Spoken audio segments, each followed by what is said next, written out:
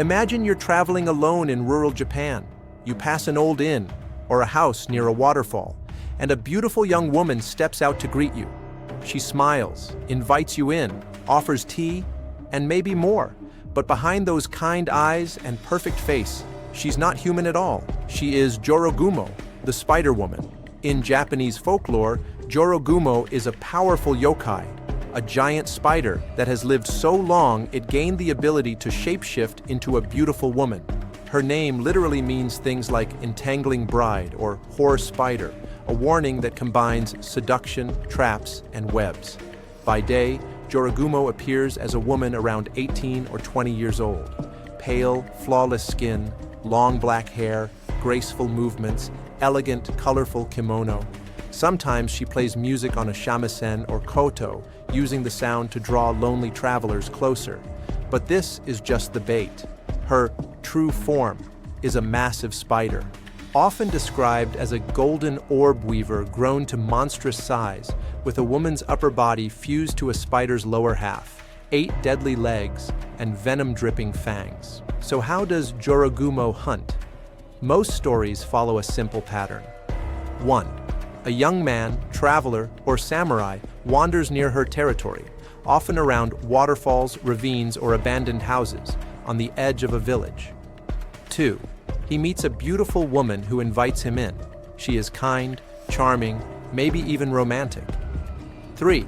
He stays hours, days, or longer, but the more time he spends with her, the weaker he becomes. He doesn't realize that he's already trapped in her web, literally and spiritually. In some versions, she wraps him slowly in silk while he sleeps, poisons him with a slow-acting venom, keeps him alive just long enough to enjoy his suffering. Jorogumo is patient. She doesn't need to kill quickly. Her silk is said to be unbreakable, her venom powerful enough to paralyze even the strongest warrior. One famous legend places her at Jōren Falls in Izu. There, a beautiful woman is said to appear by the waterfall, inviting men closer with smiles and conversation. Those who fall under her spell are dragged into hidden webs behind the falling water, never to be seen again. Locals built small shrines and left offerings to keep her calm, or at least distracted. Another story from Kashikobuchi in Sendai tells of a clever man who realized too late that the woman he met was Jorogumo. When he saw strange silk threads and movement in the shadows, he sacrificed a log instead of himself, tricking her into dragging the wrong prey into the water. The place's name, Clever Abyss, comes from this narrow escape. Jorogumo isn't always just a killer, though.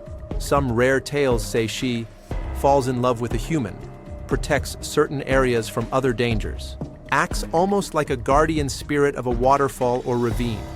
In one version, a man chooses to join her in the depths rather than live without her, and together they become protectors of the falls, saving others from drowning. A strange twist from predator to guardian. Still, the main image is clear. Jorogumo symbolizes fatal attraction.